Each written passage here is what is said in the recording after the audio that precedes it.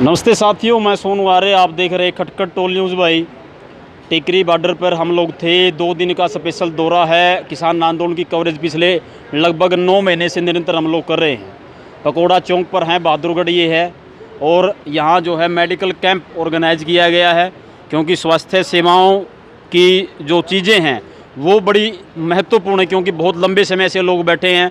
Covid का दौर है, सरकार लोगों को डराने का प्रयास भी कर रही है और कई तरह की चीज़ें चली हुई हैं, परंतु आंदोलनकारी जो है बड़े संयम से, बड़े धैर्य के साथ बैठे हुए हैं, बड़े शांति पूर्वक तरीके से चीज़ों को आगे बढ़ा रहे हैं। अभी यहाँ भी एक मेडिकल कैंप लगा हुआ है। आदरणीय डॉक्टर साहब हमारे साथ यहाँ मौजूद हैं। आइए डॉक्टर साहब से जो है इन चीज़ों को लेकर के जो चल रही हैं इनसे बात करते हैं। हाँ जी डॉक्टर साहब, सबसे पहले तो आपका स्वागत करते हैं जी चैनल पर हम लोग। Thank you very much. जो चीज़ें यहाँ चलाई जा रही हैं, मेडिकल कैंप के आयोजन जो हो रहे हैं, आज सरकार ये कह रही कि भाई कोविड-19 का जो दौर है, इसमें मतलब ऐसी चीज़ों को ऑर्गेनाइज करना, लोग जैसे बैठे हुए हैं, सरकार बार बार ये दबाव बना रही है, इन चीज़ों के विषय में आप क्या कहेंगे?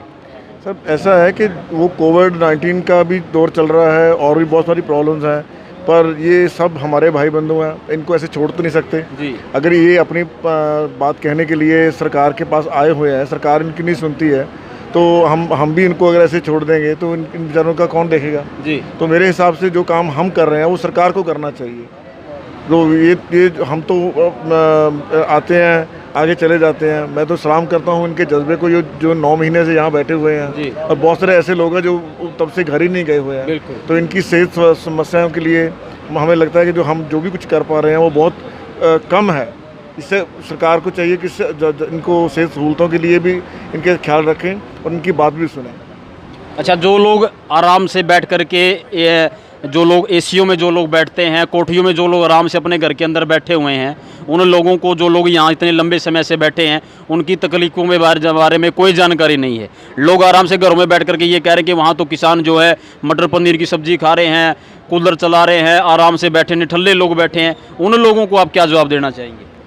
सब मुझे लगता है कि एक बार ज़िंदगी में ये उनको एक्सपीरियंस करना चाहिए कि यहाँ आके वो देखें कि कैसे वो बांस की झोंपड़ी है, कितनी गर्मी है, और नीचे फर्श पर वो कुछ भी नहीं है। जब बारिश पड़ती है अंदर पानी चला जाता है, सारे उनके कपड़े भीग जाते हैं, सब कुछ भीग जाता है। और जैसे हालातों में ये काम कर रहे हैं और जिस तरीके से ये बैठे हुए हैं अपनी बात कहने के लिए, और इतने शांतमय तरीके से बैठे हुए हैं, मुझे लगता है कि जो बाहर वहाँ लोग घरों में बैठे हुए हैं उनको भी इनके समर्थन में आना चाहिए। और एक बात मैं सर आपके माध्यम से कहना चाहूँगा, ये उनको लगता है कि ये सिर्फ किसानों का मसला है। नहीं है, ये किसानों का मसला नहीं है। अगर ये किसानों का जो MSP का जो मसला है, अगर ये चला जाता है, और जैसे वो बिहार के और यूपी से बेचारे आते हैं लेबर करने के लिए यहाँ से, ये उनको समझ लेना चाहिए कि वो लोग वहाँ के आदिवासी नहीं हैं, वो भी वहाँ के किसान हैं। उनकी 5-5, 6-6 एकड़ ज़मीन है, पर लेकिन उनको प्रॉपर रेट नहीं मिल रहा, इसके लिए वो वहाँ पे बेचारे यहाँ लेबर करने आते हैं। तो इन लोगों का भी ऐसे हालात बदतर हो जाएंगे। जो व्यापारी लोग बैठे हुए हैं, जिनको ये लगता है कि ये हमारा मसला नहीं है, और उनकी भी आगे चल के जो बिज़नेस है वो नीचे जाने वाला है। जब किसी के पास पैसे नहीं होंगे तो वो उनको क्या खरीदेगा? वो ना कपड़े खरीदेगा, ना खाने के लिए कुछ खरीदेगा, ना कुछ काम धाम उनका होगा। तो उन सब, अगर सारे के सारे लोग जो यहाँ के समाज में रहने वाले हैं, चाहे वो किसान हैं या किसान नहीं है, ये उनको समझ लेना चाहिए कि ये सबका मसला है। अगर मैं एज ए डॉक्टर बैठा हूँ, अगर मैं प्राइवेट काम कर रहा हूँ, मेरे पास अगर मैं किसी अच्छे एरिया में बैठा हूँ, तो लोगों की पेइंग कैपेसिटी है, वो मेरी फ़ीस देंगे। अगर लोगों के पास पैसे नहीं होंगे, मेरे को कौन फ़ीस देगा? तो मेरा काम कहाँ से चलेगा? तो ये गलत बात उनको अपने दिमाग से निकाल देनी चाहिए। जो घरों में बैठे हुए हैं, ये मसला किसानों का नहीं है, ये मसला हर एक उस आदमी का है जो हिंदुस्तान में गर्व से जीना चाहता है। और अगर जो कॉरपोरेट वाले लोग हैं, अगर इनकी होगी, मैं आज ही किसी से बात कर रहा था कि हम 10 मेडिकल स्टोर हैं, तो हमारे हॉस्पिटल में जो मेडिकल स्टोर है उसमें हम 10% लोगों को छूट दे रहे हैं। वो छूट इसलिए नहीं दे रहे हैं कि मैं बहुत बड़ा हम लोग बहुत बड़े दाता हैं या दयानतदार हैं। वो मालूम है कि इसलिए छूट दे रहे हैं कि कस्टमर जो है वो अब 10% छूट देंगे तो यहाँ से दवाई खरीदेगा। तो यही सिस्टम है। अगर मान लीजिए सारे के सारे शहर के मेडिकल स्टोर वो चलाने के लिए कोई मुझे दे देता है, तो शायद मैं 10% छूट दूंगा? कोई नहीं देने वाला। वो लोगों को लूटना शुरू कर देंगे। ये कॉरपोरेट ग्रुप जो हैं वो ऐसे ही करेंगे। जब जब उनकी मोनोपोली होगी वो सबको लूटेंगे। अच्छा डॉक्टर साहब, देश को स्वतंत्र हुए 70 साल से ज़्यादा का समय हो गया, सरकारें आई, सत्ताएं बदली, परंतु व्यवस्थाएं जैसे की तैसी रही। किसान की आमदनी की यदि बात करें 8,426 रुपये उसकी मंथली इनकम है। एक छोटे से चपरासी को यदि ले ले कम से कम 18 से 22,000 रुपये उसकी मंथली इनकम है। तो किसान के साथ इतना मतलब इतना बुरा व्यवहार, उसकी माली हालत ज्यों की तो क्यों, कौन लोग इसके पीछे जिम्मेदार हैं?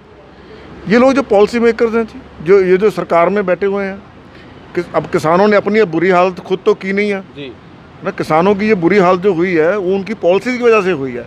कोई ये बंदा थोड़ी हम कह सकते हैं कि किसी बंदे ने खुद की अपनी माली हालत ख़राब कर ली हो, खुद का ही बिज़नेस ख़राब कर लिया हो। हर बंदा जो इतनी मेहनत कर रहा है, मशक्क़त कर रहा है। और मैं इनको ये कहना चाहता हूँ, बड़े लोग मेरे से पूछते हैं, ये गाड़ियों में घूमते हैं, एसी में बैठे हैं, ये किसान कैसे हो गए? अच्छा, किसानों का मतलब यही हो गया कि उनके फटे कपड़े होने चाहिए, पसीने वाले बदन से भीगे हुए वो लोग हों और ज़मीन पे पाँव के बल ज़मीन पर बैठे रहें।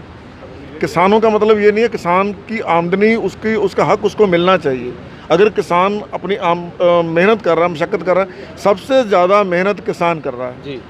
अगर मैं कह रहा हूँ ठीक है, मैं पढ़ लिख के डॉक्टर बन गया हूँ और मैं इस कुर्सी पे बैठा हूँ, एसी कमरे में बैठा हूँ, तो इसका मतलब ये मतलब थोड़ी है कि जो मशक्क़त कर रहा है, खेत में काम कर रहा है, वो मेरे से कम है।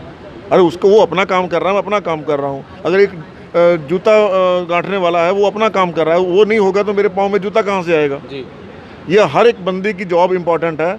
ये कल्चर हमें उनसे सीखना चाहिए, अमेरिका वालों से। हर बंदे की जॉब इम्पॉर्टेंट है जी।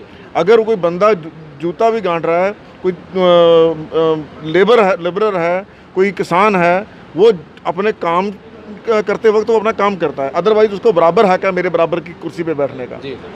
अच्छा डॉक्टर साहब, जो बड़े स्तर के चैनल हैं, नेशनल मीडिया की यदि बात करें, रिपब्लिक भारत की बात करें, आज तक की बात करें, जी हिंदुस्तान की बात करें, जी न्यूज़ की बात करें, जितने भी बड़े चैनल हैं वो सब मतलब सरकार के पक्ष में बोल रहे हैं, किसानों के विरोध में बोल रहे हैं।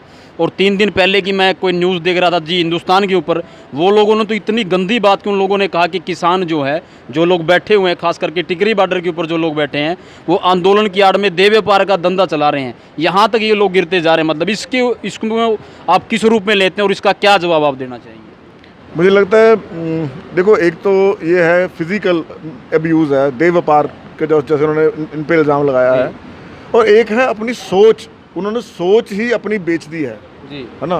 कोई अपनी, अगर कोई शरीर बेच रहा है तो वो पेट भरने के लिए शरीर बेच रहा है, पर ये लोग जो अपनी सोच बेच रहे हैं, जो अपनी ज़मीर बेच रहे हैं, इनको तो पेट भरे हुए हैं जी।